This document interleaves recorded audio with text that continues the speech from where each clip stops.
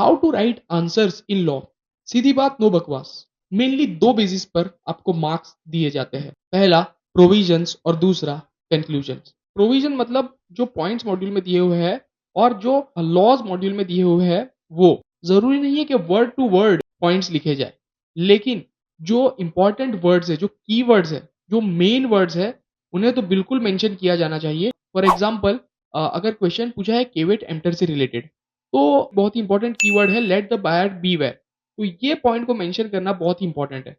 और बाकी का जो कंटेंट है, जो कंसेप्ट है, उसको अपने वर्ड्स में एक्सप्लेन कर सकते हैं। और जो हेड पॉइंट्स है उन्हें तो परफेक्टली लिखना ही चाहिए, उसमें मिस्टेक नहीं होनी चाहिए। बाकी अंदर का जो है वो आप अपने वर्ड्स में एक्सप्लेन कर सकते हैं। एग्जाम्स में दो तरीके के क्वेश्चन आते हैं, एक तो डायरेक्ट थियरी क्वेश्चन और दूसरा case scenario based question.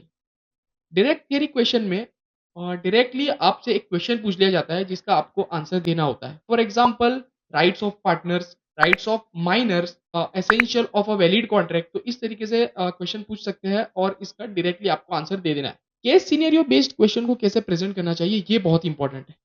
Simple सी बात है, जिस तरीके से मॉड्यूल के आंसर्स है, मतलब जो मॉड्यूल के क्वेश्चंस है उनके जो आंसर्स दिए हुए हैं उसी तरीके से हमें भी एग्जाम में लिखना चाहिए। वही सबसे रिलेवेंट है, वही सबसे बेस्ट है, क्योंकि मॉड्यूल ही सबसे ऑथेंटिक है।